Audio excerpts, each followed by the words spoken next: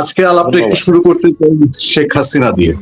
বাংলাদেশের পক্ষ থেকে বাংলাদেশের পররাষ্ট্র প্রতিমন্ত্রী শামা ওবায়েদ তিনি আজকেও শেখ হাসিনা নিয়ে কথা বলেছেন। তিনি বলেছেন যে যথাযথ প্রোটোকল যেটা আছে এবং ভারতের সঙ্গে বন্দি বিনিময় চুক্তি যেটা আছে সেইটাকে ধরে শেখ হাসিনাকে ফেরানোর জন্য সার্বিক চেষ্টা করা হচ্ছে। আমি একটু জানতে চাই, শেখ হাসিনা যে ভারতে আছেন উনি কি মর্যাদায় আছেন? উনি কি ওখানে বন্দি মর্যাদায় আছেন নাকি অন্য কোনো মর্যাদায় আছেন? অনেকে বলেন যে উনি ভিভিআইপি মর্যাদায় আছেন এবং তার সেখানে অবস্থান, ইভেন একটা ধোঁয়াশা উঠেছে যারা জুলাইয়ের পক্ষের লোক বাংলাদেশে, তারা বলছে যে শেখ হাসিনাকে দেখা যায় না, শেখ হাসিনা শুধু মিডিয়াতে বক্তব্য দেয় কারণ তাকে এক প্রকার গৃহবন্দী করে রেখেছে।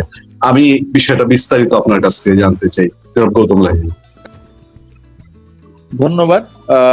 উনি নিরাপদেই আছেন দিল্লিতে এবং যথেষ্ট তাকে সম্মান বা গুরুত্ব দিয়ে রাখা আছে, এ বিষয়ে কোনো সন্দেহ নেই। তার স্ট্যাটাস যদি বলেন, তিনি যেদিন ভারতে এসেছিলেন সেদিন তিনি তার বিরুদ্ধে কোনো অপরাধের কোনো মামলা বা অভিযোগ কিছুই ছিল না।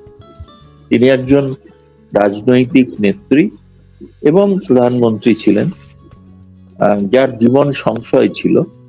সেই কারণেই তাকে, এবং ভারতের দীর্ঘদিনের বন্ধু, সে কারণে ভারত তার প্রতি এরকম একটা বন্ধু সুলভ আচরণ দেখিয়ে তাকে এখানে আশ্রয় দেয়। এবং বাংলাদেশের সেনাবাহিনীর হেলিকপ্টার বিমানে চেপেই তিনি এসছেন। ভারতের সেনাবাহিনীর এ ব্যাপারে কোনো ভূমিকা ছিল না। তিনি একজন অতিথি হিসেবেই আছেন, এবং অতিথি হিসেবে আছেন অবশ্যই, যেহেতু সাবেক প্রধানমন্ত্রী, সে কারণে তার যেটুকু যা নর্মাল প্রোটোকল বা নিরাপত্তা, এবং সেই হিসেবে এখন যদি বলেন যে কিছু কিছু রাজনৈতিক নেতা আওয়ামী লীগের, তারা সম্প্রতি যে দেখা করেছেন, কথা বলেছেন, তাদের কাছে ভারতীয় নিরাপত্তা রক্ষীরাও নাকি মন্তব্য করেছেন উনি আমাদের কাছে এখনো প্রধানমন্ত্রী। এখন মানে সেই রকম মর্যাদায় তাকে রাখা আছে, এবং এটা আছে নিঃসন্দেহে পরীক্ষিত বন্ধু। এবং ভারতের সঙ্গে যে সম্পর্ক ছিল বাংলাদেশের, তার সম্পূর্ণ যে আজকে যে ভিত্তি তৈরি হয়, যে ভিত্তিটা বঙ্গবন্ধু শুরু করেছিলেন, কিন্তু সেটাকে একটা উন্নত শিখরে নিয়ে যাওয়া, যে কারণে সম্পর্কটার নাম দেওয়া হয়েছিল strategic relation beyond strategic relation, মানে স্ট্র্যাটেজিক রিলেশনেরও ঊর্ধ্বে, যাকে সাদা বাংলায় বলা হতো সোনালী অধ্যায়। আর আপনি যে দ্বিতীয় প্রশ্নটা করলেন, সেটা হচ্ছে যে বন্দি বিনিময় চুক্তি। আপনাদের দেশের গণ্যমান্য যারা মন্ত্রী, পড়াশোনা করেছেন সকলেই, বন্দি বিনিময় চুক্তিটা তারা আশা করি পড়েছেন, এবং আমি অনুরোধ করব না পড়লে তারা আবার পড়ে নিন। দেখবেন তাতে কতগুলো ধারা লেখা আছে। স্পষ্টত একটা ধারা আছে যে কারোর যদি কোনো প্রাণ সংশয় থাকে, তাহলে তাকে ফেরত দেওয়া হয়। ভারত কিছুকাল আগে পর্তুগাল থেকে এক কুখ্যাত অপরাধী আবু সালেমকে ভারতে প্রত্যর্পণ করিয়েছিল, এখানে এনেছিল, কিন্তু ভারতকে প্রতিশ্রুতি দিতে হয়েছিল যে তাকে ফাঁসি দেওয়া যাবে না, এবং তার নির্দিষ্ট সময় পর্যন্ত তার বিচার হয়, বিচারে তার যেটুকু সাজা হয় সেই সাজা প্রাপ্ত হন। এবং তাই নয়, সাজার পর তার মধ্যে মুক্তি হয়ে গেছে, এখন সাধারণ জীবনযাপন করছে, কিন্তু নজরে আছে ভারত সরকার। ফলে ভারতের ক্ষেত্রে এটাই হচ্ছে বন্দি প্রত্যর্পণ চুক্তি ভারত বাংলাদেশের মধ্যে রয়েছে। কারো যদি জীবন সংশয় থাকে, অর্থাৎ বাংলাদেশ সরকার যদি এখন বলেন যে না, আমরা তাকে ফাঁসি দিচ্ছি না, তার বিচার করব, তার অপরাধ বলে যেগুলো আছে সেগুলো, সেই বিচারের সম্মুখীন হতে কিন্তু শেখ হাসিনা রাজি, এখানে অরাজি নয়। তিনি বলেছেন তাকে নিয়ম অনুসারে, ন্যায় বিচারের নিয়ম অনুসারে আত্মপক্ষ সমর্থনের সুযোগ দিতে হবে, এবং তার যে আইনজীবী সরকার ঠিক করবে না, সেই আইনজীবী তিনি তার পছন্দের আইনজীবী নেবেন, যেটা যে কোনো অপরাধের ক্ষেত্রে তাই হয়ে থাকে না। আমি যদি অপরাধী হই, আমার বিরুদ্ধে যে অভিযোগ হয়, আমাকে যদি ভারত সরকারের কোনো আদালতে হাজির হয়ে, আমি তো আমার পছন্দের আইনজীবী যাবো না, যাকে আমি উপর ভরসা রাখি, আস্থা রাখি। কিন্তু আপনাদের ওখানে ইন্টারন্যাশনাল ক্রাইম ট্রাইব্যুনাল বলে যেটা ঘটেছিল, ওটা একটা ক্যাঙ্গারু কোর্ট, এবং যার ভিত্তিতে গোটাটাই হচ্ছে হাস্যকর। আমি সেটা তো মানে বিভ্রান্তিকর বলছি না, বলছি ওটা হাস্যকর। এই কারণে হাস্যকর, এই পল ভলকারের রিপোর্ট লেখা আছে শেষে যে এটা সবটাই কিন্তু প্রমাণ সাপেক্ষ তা নয়, অথচ সেটার ভিত্তিতে তাকে শাস্তি দেওয়া হয়ে গেছে। আর বহু চর্চিত বিষয়, কোর্ট কিভাবে তৈরি হয়েছিল, কারা ছিলেন, কারা আইনজীবী ছিলেন, কারা বিচারক ছিলেন, তাদের আদৌ যোগ্যতা আছে কিনা বিচারপতি হওয়ার, এসব প্রশ্ন তো আছেই। ফলে আমার মধ্যে কথা হচ্ছে প্রত্যর্পণ হতে পারে এক, যদি ওই শর্তগুলো যদি বাংলাদেশ সরকার মানে। এক, তার জীবনহানি হবে না, জীবনের কোনো সংশয় থাকবে না, আর ন্যায় বিচারের সুযোগ দিতে হবে। এটা যদি বাংলাদেশ সরকার লিখিতভাবে জানান, তাহলে কিন্তু ভারত সরকারকে বিচার করে দেখতে হতে পারে। আচ্ছা আচ্ছা, মানে বাংলাদেশ সরকার যে লিখিত এরকম কমিটমেন্টে যায়। হ্যাঁ, লিখিত দিতে হবে না, ভারতকে লিখিত দিতে হয়েছিল পর্তুগাল সরকারের কাছে যে আমরা তাকে ফাঁসি দেবো, বিচারে ফাঁসির আদেশ হলেও ফাঁসি দেবো। আচ্ছা আচ্ছা, সেই ক্ষেত্রে শেখ হাসিনার মতামতের একটা বিষয় নিশ্চয়ই থাকবে। শেখ হাসিনার মতামত আছেন, তিনি কিন্তু আপনি হয়তো লক্ষ্য করে দেখবেন যে সম্প্রতি যে সমস্ত তিনি সাক্ষাৎকার দিয়েছেন, তার প্রধান কথাই হচ্ছে তিনি দেশে ফিরতে চান। দেশে ফিরে কি করবেন সেটা তিনি কিন্তু ইন্টারভিউতে বলছেন। তিনি দেশে ফিরে রাজনীতিতে নামবেন, ভোটে দাঁড়াবেন, এসব কথা বলছেন। ও যে নিজের জন্মস্থানে তিনি ফিরতে চান, হয়তো গোপালগঞ্জে ফিরতে চান, টুঙ্গিপাড়ায় যেতে চান, কিন্তু ফিরলে তো তাকে এখন বর্তমানে যে অবস্থা রয়েছে, সে অবস্থায় তো এরকম কোনো যদি আলাপ আলোচনা করে কোনো স্থির না হয় যে তাকে একটা যথাযোগ্য মর্যাদা না দিয়ে তাকে যেখানে রাখা, আশ্রয়স্থল দেওয়া, আশ্রয় দেওয়া এবং তার একটা বিচারের ব্যবস্থা করা, সেটা তো অন্য বিষয়। সেটা তো বাংলাদেশ সরকার এমন তো কোনো কথা বলছে, তারা বলছেন বন্দি প্রত্যর্পণ চুক্তি অনুসারে ব্যবস্থা নেওয়া হচ্ছে, কিন্তু যেটা বলছেন না সেটা হচ্ছে যে আমরা তাকে ফাঁসি দেবো না, সেটা মুখে বলছেন না। এই প্রশ্নটা সাংবাদিকদের করা উচিত। প্রত্যর্পণ চুক্তি অনুসারেই ফেরত হতে পারে, কিন্তু আপনি ফাঁসি দিলে সেটা ফেরত হয় না। তাহলে কি ফাঁসিটা বাদ দিয়ে অন্য কোনো বিচারের কথা বলছেন? এটা কি ভারতকে জানিয়েছেন? দাদা জি, সেই ক্ষেত্রে মানে এই বিষয়ে কি ভেতরে ভেতরে কোনো কিছু আগাচ্ছে বলে আপনার ধারণা? দেখুন, ভেতরে ভেতরে যদি হয়েই থাকে, একটা তো নিশ্চয়ই আমার নিজের সন্দেহ, মানে তার কোনো প্রমাণ। তুমি জানেন যে কতগুলো মানুষ, কতগুলো নেতা যখন খুব জোর দিয়ে কিছু কথা বলে, সেটা হচ্ছে তার কনস্টিটিউয়েন্সিকে সেটা শোনানোর জন্য, কিন্তু আদতে কি তিনি সেটা করছেন? তাকে দেখাতে হয় প্রচন্ড ভারত বিরোধিতা, তাকে দেখাতে হয়। এই প্রসঙ্গে তো আপনাকে অন্য একটা কথা বলি, মানে যার সঙ্গে যোগসূত্র আছে, সেটা হচ্ছে যে ভারত সরকারের সঙ্গে বাংলাদেশ সরকারের একটা অন্য স্তরে, মানে কূটনৈতিক চ্যানেলেই যদি বলেন, অফিসিয়ালি না হলেও আনঅফিসিয়ালি কথা হচ্ছে, বিশেষ করে তারেক রহমানের চীন, মালয়েশিয়া সফর। সেক্ষেত্রে তাদের একটা বক্তব্য আছে, বক্তব্যটা ভারত সরকার কিন্তু স্বীকার করে। সেই বক্তব্যটা হচ্ছে যে শেখ হাসিনা যেভাবে ডিপ্লোমেসি করতেন, সেই ডিপ্লোমেসি তো বিএনপি সরকার একই রকম করবেন, তাহলে তারা আলাদা দল কেন, আলাদা কেন? শেখ হাসিনা আগে ভারতে গেছেন, পরে চীনে গেছেন, সেক্ষেত্রে ইনি আগে চীনে যাবেন, পরে ভারতে আসবেন, এবং আসতে থাকা হবেই। এ বিষয়ে তিনি যাই করুক, আসতে হবেই, এবং ভারত ছাড়া সম্ভব নয়, ভারতেরও সম্ভব নয়, বাংলাদেশেরও সম্ভব নয়। এগুলো হচ্ছে ওখানকার মানুষকে একটু সন্তুষ্ট রাখার জন্য এসব করা, যেমন একটা ভাব দেখানো যে আমরা, এটা ঘটনা শেখ হাসিনা থেকে ভিন্ন পথে চলছে, সেটা ঠিক কথা।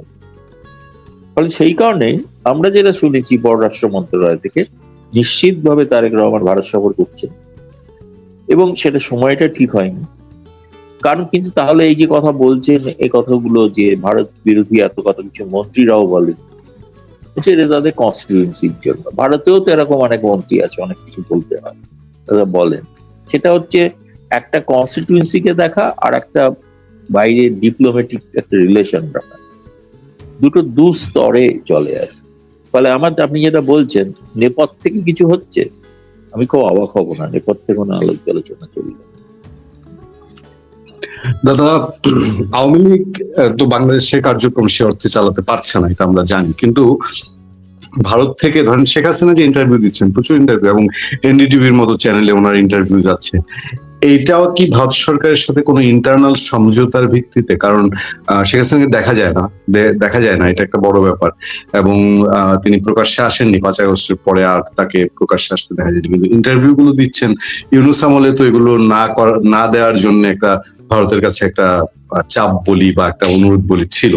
এখন যদিও বিএনপি সরকার সেটা নিয়ে কোনো কথা বলছে না, কিন্তু এর পেছনে কি কোনো আন্ডারস্ট্যান্ডিং আছে ভারতের সাথে আওয়ামী লীগের?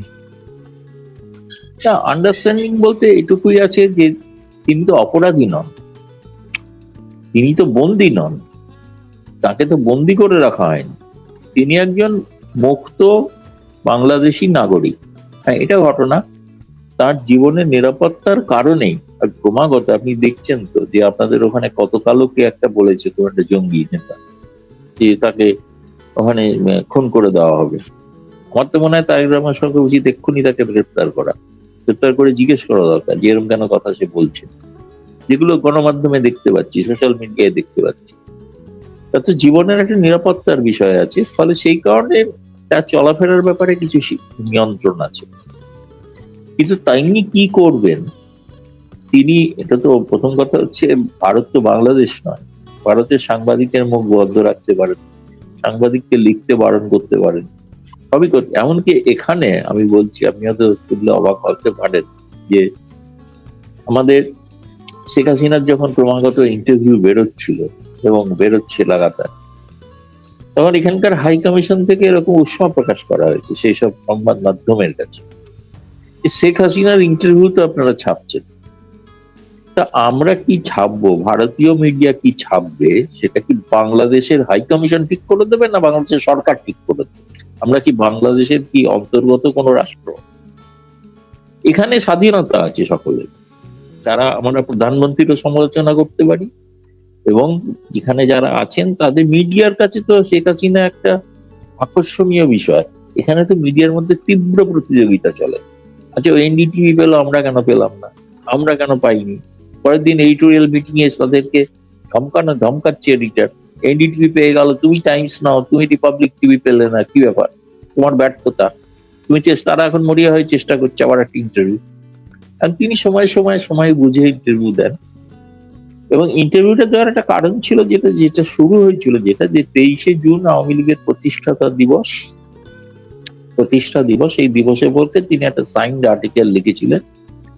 সেই আর্টিকেলটা আমিও পেয়েছিলাম, আমিও আমার মতো আমার গণমাধ্যমে আমি ছাপিয়েছি। সেটার ভিত্তিতেই তিনি কেউ, এবং ইন্ডিয়ান এক্সপ্রেসের কাগজে পুরো আর্টিকেলটা ছাপা হয়েছে, এবং বাংলাতে ছাপা হয়েছে কিছু জায়গায়। আর আপনার ওই তারপরে এনডিটিভি সেটা হয়তো কথা বলে নিয়েছে তার সঙ্গে, যে এটাকে তারা ইন্টারভিউ, কারণ ওই যে সাইন্ড আর্টিকেল, সেই আর্টিকেলটার সঙ্গে ইন্টারভিউটার কিন্তু খুব একটা ফারাক নেই, একই বিষয়। তাহলে এখানে ভারত সরকার তো আপত্তি করতে গেলে তো ভারত সরকারকে আপত্তি করতে হবে ভারতীয় মিডিয়াকে, ভাই তুমি শেখ হাসিনা ইন্টারভিউ নেবে না, এরকম তো কিছু বলেন। ফলে এটা তো কোনো আন্ডারস্ট্যান্ডিং এর বিষয় কিছু না। আর আমি তো এখনো বলছি, আবারও বলছি, দেখুন, অভিজ্ঞতা থেকে বন্ধু শত্রু চেনা যায় না। 15 বছরের অভিজ্ঞতা তো ভারতের কাছে সুখকর ছিল না। তিনি জঙ্গিদের কড়া হাতে দমন করেছিলেন, বাংলাদেশের জমি ভারত বিরোধীকে যে ব্যবহার করতে দেননি, এবং সেটাকে তারা প্রচার করলেন যে এটাকে ভারতের কাছে বিকিয়ে দেওয়ার বিষয়। কিন্তু একটা হাস্যকর ব্যাপার, এরকম কোনো ব্যাপার নেই। সেই কারণেই কিন্তু ওই তারেক রহমান সরকার একটু সতর্ক, তার বিরুদ্ধে আবার অভিযোগ না ওঠে যে তিনি ভারতের কাছে আত্মসমর্পণ করছেন। সেটা একটু ভারতের ব্যাপারটাকে একটু রয়ে করতে, এটুকুই বলতে পারি। একটা প্রশ্ন কিন্তু দাদা আমাদের দেশে উঠে, যে এই যে বলা হয় যে শেখ হাসিনা ভারতের কাছে বাংলাদেশ বিক্রি করে দিয়েছে, সমানে গোলামি চুক্তি করেছে, কিন্তু ইউনূস তো তার এই 18 মাসের শাসনে একটাও দেখাতে পারলো না। ইভেন আসিফ নজরুল বলেছিল 26 লাখ ভারতীয় বাংলাদেশে কাজ করে, তার একজনকেও তারা ফেরত পাঠায়নি। বাংলাদেশে এটা বিস্তর আলোচনা আছে, মানে এরকম একটা। আমি কিন্তু তাদের কথা বলবো না, আমি বর্তমান সরকারও যেটা আছে তারাও সেই চুক্তিগুলো প্রকাশ করে দেখাক না, তারাই বা প্রকাশ করছেন না। বা বাংলাদেশের সাংবাদিকরা কেন তাদের প্রশ্ন করছেন না, আসলে চুক্তিগুলো প্রকাশ করে দেখান। কারণ অনেকগুলো চুক্তি তো ওয়েবসাইটে অ্যাভেলেবেল, গঙ্গা চুক্তি ওয়েবসাইটে অ্যাভেলেবেল, আপনি দেখতে পারেন কি লেখা আছে সেখানে। সব চুক্তি হয়তো প্রকাশ্যে হয়তো আসেনি, প্রকাশ করা হয়নি, তো ওনারা বলছেন যে চুক্তিগুলোতে বিক্রি করে দেওয়া হয়েছে। আমি বলবো সবচেয়ে আগে ওরা যেটা দেখান, প্রকাশ করুন, সেটা হচ্ছে ভারত বাংলাদেশ স্থল সীমান্ত চুক্তি, সেটা দেখান। আর ভারত বাংলাদেশ সমুদ্র সীমানা চুক্তি, সেই দুটো চুক্তি প্রকাশ করুন, সাহস থাকে যদি। সাহস নেই, দেখাতে পারবেন না, কারণ স্থল সীমান্ত চুক্তিতে ভারত 10,000 একর জমি বাংলাদেশকে দিয়েছে। সমুদ্র সীমানায় আন্তর্জাতিক ট্রাইব্যুনাল বাংলাদেশের পক্ষে রায় দিয়েছিল, ভারত তার প্রতিবাদ করে, তাতেও বেশি এলাকা পেয়েছে। ফলে আগে প্রথম উচিত হচ্ছে 1996 সালের গঙ্গা চুক্তি এবং এই দুই স্থল সীমান্ত চুক্তি এবং সমুদ্র সীমানা চুক্তি, যেটাকে মাইল ফলক বলা হয় দুই দেশের সম্পর্কে, এই দুটো প্রকাশ করে দেখান, যেখানে কিভাবে বাংলাদেশকে বিক্রি করে দেওয়া হয়েছিল ভারতের কাছে। দাদা, আমি আরেকটা প্রসঙ্গে যেতে চাই, সেটা হলো তারেক রহমান সরকার আসার পর ভারত বাংলাদেশ সম্পর্ক এখনো আমাদের কাছে ঠিক খোলাসা না, যে কোন জায়গাটায় দাঁড়িয়ে আছে একটু বুঝতে, কোথায় মানে চোখ বন্ধ করে বলে দেওয়া যায় হ্যাঁ ভারত বাংলাদেশ সম্পর্ক খুব ভালো বা খুব খারাপ, কোনোটাই কেন যেন বলতে পারছি না। ভারত বাংলাদেশের তারেক রহমান সরকার আসার পর বিপদে ডিজেল দিয়েছে, তেল দিয়েছে, তারপর আপনারা ভিসা উন্মুক্ত করে দিয়েছেন, যেটা বাংলাদেশের মানুষের কাছে সাংঘাতিক প্রত্যাশিত ছিল। এটার প্রমাণ হলো যে প্রতিদিন 1,00,000-1,50,000 মানুষ ভিসার অ্যাপ্লিকেশন করছে। আপনারা যে এটা দিচ্ছেন, এটা কি কোনো স্ট্র্যাটেজি আপনাদের, যে না বাংলাদেশ থেকে পাই না পাই, কম পাই, অথবা দিয়ে আমরা আগে পথ ক্লিয়ার রাখলাম যে আমরা তো তোমাদের সব দিয়েছি, তোমরা এই করছো?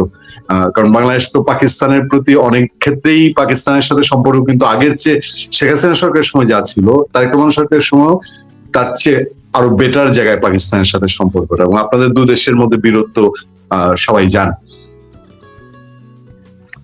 সেক্ষেত্রে এটা দেখুন, এটা ঘটনা, আমরা আগে ভারত বাংলাদেশিদের বছরে 16 লক্ষ ভিসা দিত, এখন আমার ধারণা 16 দিনে 16 লক্ষ আবেদন জমা পড়ছে।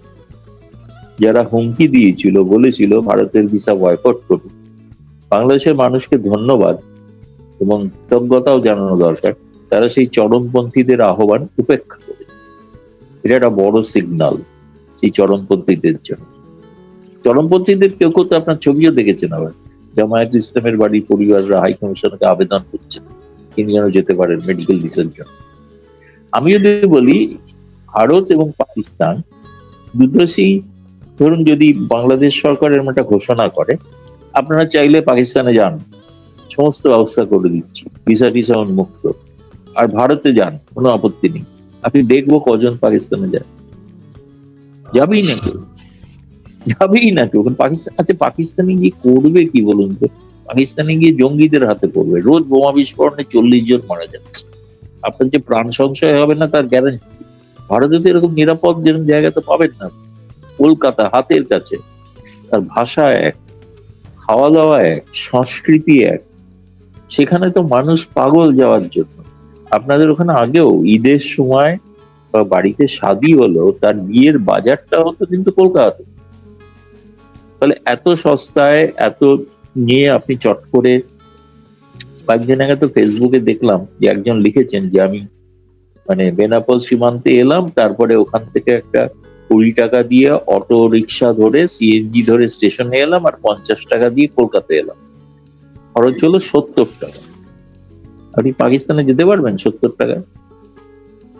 তো এইরকম একটা যে সুবিধা, ভৌগোলিক যে সুবিধা, এবং ভৌগোলিক সুবিধার কারণেই কিন্তু বাংলাদেশিদের চাহিদা। বাংলাদেশে, আমি বলছি না যে তাদের সকলে ভারতের প্রতি প্রেম জেগে উঠেছে, আমি যেরকম বলছি, কিন্তু তাদের যে বাস্তবিক সুবিধাটা, চিকিৎসার জন্য সেখানে উন্নত মানের হসপিটাল রয়েছে, ভালো ভালো ডাক্তার আছে, তাদের কাছে চিকিৎসা করতে গেলে সকলেই, আপনাদের ওখানে যতই স্বাস্থ্য পরিষেবা যাই হয়ে থাক, সবাই চিকিৎসার জন্য বিদেশে যান, আর যাদের অতিরিক্ত অর্থ আছে তারা সিঙ্গাপুর যান, তাই না? আমি শুনিনি কেউ পাকিস্তানে চিকিৎসার জন্য গেছে। আমি এরকম তো কোনো এখনো একটা উদাহরণ বলতে পারবো না, চিকিৎসার জন্য পাকিস্তানে গেছে নেই, এখন জোর করে পাকিস্তান কিছু স্কলারশিপ দিচ্ছে শিক্ষার জন্য। আমি দেখতে চাই কতজন সেই স্কলারশিপ নিয়ে গেলেন। জনাকচ্ছায় গেছেন, এটা আমি শুনেছি।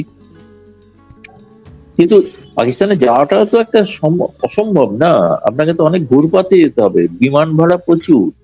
আর আপনি এখানে পদ্মা সেতু পেরিয়ে যেই আসবেন খুলনা দিয়ে সীমান্তে, ওই তো বললাম 70 টাকা খরচা, 70 টাকা ভারতীয় মুদ্রা। 70 টাকা ভাববেন না, আপনার বাংলাদেশে 100 টাকাই দেবে। 100 টাকায় আপনি কলকাতা শহরের মধ্যভাগে পৌঁছে যাবেন এবং সেখানে পৌঁছে আপনি বাংলাদেশি রেস্তোরাঁর খাবার খেতে পারেন। আপনার প্রচুর বাংলাদেশি বন্ধু বান্ধব আত্মীয় স্বজনের সঙ্গে দেখা হয়ে যাবে। তো এই সুযোগ তো বাংলাদেশিরা নেবেই, খুব স্বাভাবিক। যেটা বন্ধ ছিল, দুর্ভাগ্যজনক বন্ধ ছিল ইউনূসের কারণে। ইউনূসের মতো একজন মানে ফ্যাসিস্ট সরকার বাংলাদেশ তো কখনো দেখেনি, এটা ফ্যাসিস্ট সরকার ছিল। ফলে তাদের যে ফ্যাসিজম, এই কারণে ভারতকে বাধ্য হতে হয়েছিল ব্যবস্থা নেওয়ার। কয়েকদিন আগে তো আপনি দেখেছেন কে জানি না, আমি এখন হাতে পাইনি বইটা, ইউনুস ফাইলস বলে একটা কেউ জি জি গবেষণা করে পুস্তক প্রকাশ করেছেন, যিনি জি ইউনুস সেন্টারে কাজ করতেন। এখন বইটা হাতে পেলে বুঝবো, কিন্তু বইটা যথেষ্ট খরচ করে করেছেন এবং বই শুনলাম প্রচুর দামও বেশি অনেক। তো এখন দেখা যাক, বইটা হাতে পেলে দেখবো কি লেখা আছে তাতে। তো সুতরাং এই লোকটি তো বাংলাদেশের অর্ধেক সর্বনাশ করে গিয়েছে। এখন বাকিটা চেষ্টা করছেন তারেক রহমান সরকার কি করে স্বাভাবিক পথে ফেরা যায় এবং ভারতের সঙ্গে সম্পর্ক তারা। তারেক রহমানের সম্পর্কে আমার তো একটা কথা খুব বলতে আমি বাধ্য হচ্ছি এবং বলবো, সেটা হচ্ছে তিনি কিন্তু খুব সংযমী কথাবার্তা, তিনি কিন্তু খুব বেশি কথা বলেন এবং এমন এবং কোনো এখনো আমি তার মুখ থেকে কোনো বিতর্কিত মন্তব্য, না আসেনি। বাংলাদেশের অভ্যন্তরীণ বিষয়, না বহির্বিশ্বের কোনো সম্পর্কের বিষয়, অত্যন্ত মেজার্ড কথা বলেন এবং যেটা কিন্তু একটা রাষ্ট্রনেতার পক্ষে শোভনীয়। এবং ফলে তিনি কিন্তু একটা, আমি বলবো তাকে নানা চাপের মধ্যে আছেন, ফলে সেই কারণে হয়তো তাকে অনেক কিছু সহ্য করতে হচ্ছে। কিন্তু তবুও এখন তার কিন্তু শতগুণ কিন্তু সম্মান এবং শুভেচ্ছা বহু মানুষের থেকে বেড়ে যাবে, পেয়ে যাবেন তিনি, সমর্থনও পাবেন যদি তিনি ওই প্রথম শুরু করুন ওই সাংবাদিকদের পরিবারদের মুক্তি দিয়ে বা তাদের সহায়তা করে। এটা যদি করতে পারেন, আমি বলবো যে শুধু কেবলমাত্র বাংলাদেশ না, ভারতের সাংবাদিকরাও তার নামে জয় করবে যদি তিনি সাংবাদিকদের মুক্তি দেন। পুণ্য সাহেব। নিশ্চয়ই নিশ্চয়ই এটা একটা আমরাও তো বন্ধু, কারণ আমাদের যারা আছে জেলে সবাই আমাদের হয় কলিগ আর নাহলে খুব কাছের মানুষ। এবং যেই অভিযোগে ওনাদেরকে বন্দি করে রেখেছে, যে হত্যা মামলায় বন্দি, এইটা বাংলাদেশে মনে হয় পাগলও বিশ্বাস করে না।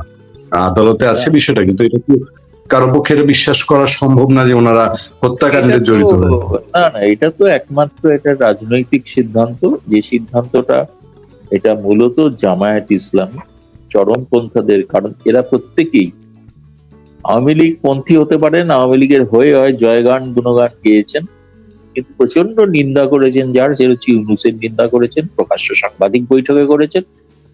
আচ্ছা, আমার মতে ইউনূস তো ধরুন, ইউনূসের কাছে প্রমাণিত হয়ে গেছে না, তথ্য এসে তো চোর, তো চোরকে চোর বলার কিন্তু অপরাধ তো নয়, ইউনূস কি সঠিক কথাই বলেছিল তো।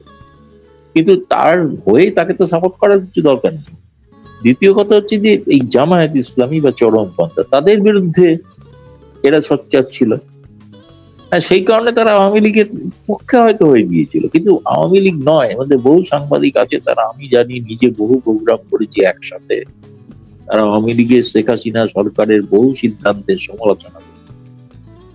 আদালতের সামনে থেকে মূর্তি সরিয়ে দেওয়া, শিক্ষা পাঠ্যক্রমে পরিবর্তন করা, হেফাজত ইসলামীর চাপে পড়ে বহু কিছু পরিবর্তন ঘটানো।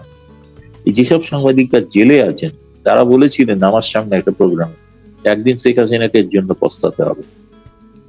শেখ হাসিনা তো পস্তালেনি, কিন্তু পস্তাচ্ছেন তারাও। তাদেরকে এই কারণে দালাল, খুন এসব বলে কোনো লাভ নেই। এই লাভ নেই, কারণ এটা কেউ, কোনো সাংবাদিক, আপনি যারা ওখানে মুখ খুলতে পারছেন না সাংবাদিকরা, তারাও বিশ্বাস করেন। তো আপনারা যাকে এখন অ্যাপয়েন্টমেন্ট দিলেন নিউ ইয়র্কে, যিনি জাতিসংঘে শান্তির দূত, তো নিউ ইয়র্কের রাষ্ট্রদূত হওয়া মানে শান্তির দূত, তিনি তো অ্যামনেস্টি ইন্টারন্যাশনালে দীর্ঘকাল কাজ করেছেন। এই অ্যামনেস্টি ইন্টারন্যাশনাল তো এই সাংবাদিকদের মুক্তির দাবি করেছিলেন। তিনি বাংলায় নিউ ইয়র্কে গিয়ে জাতিসংঘে তাকে তো প্রথম এই প্রশ্নটা ফেস করতে হবে যে আপনারা যে ডিমান্ড করেছিলেন আজও আপনি কি বিশ্বাস করেন কি করেন না? আপনি যদি না করেন আপনি কি প্রকৃত শান্তির দূত? আপনাকে করতে হবে, বলতে হবে তো এটা।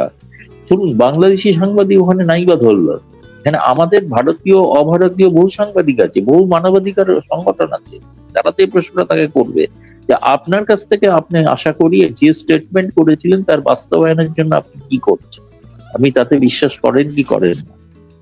তিনি কি মানবাধিকার নিয়ে আর কথা বলার তার যদি কোনো অধিকার থাকবে, তিনি যদি এই বিষয়ে কোনো সোচ্চার না হন, বা তারেক রহমান সরকার তাকে এটা পুরস্কৃত করেছেন অ্যামনেস্টি ইন্টারন্যাশনালের, এবং সেটা নিয়ে আমি শুনেছি পররাষ্ট্র মন্ত্রণালয়ে নানা রকম বিতর্ক আছে, আপনাদের কোন একটা গণমাধ্যম লিখেওছে এই বিষয়ে দীর্ঘ, যাই হোক ভবিষ্যতে হয়তো আরো কিছু জানা যাবে আর কি, দেখা যাবে। সেটা প্রশ্ন না, মৌলিক বিষয়টা হচ্ছে যে সত্যি যদি আপনি গণতান্ত্রিক অধিকারে মানবিক অধিকারে বিশ্বাসী হন, তাহলে এই ব্যাপারে আপনি একটা দৃষ্টান্তমূলক কোনো ব্যবস্থা নিয়ে দেখান, তবে মানুষের আপনাদের প্রতি আস্থা বিশ্বাস বাড়বে, সম্মান বাড়বে, শুভেচ্ছা বাড়বে। জি দাদা, জি দাদা।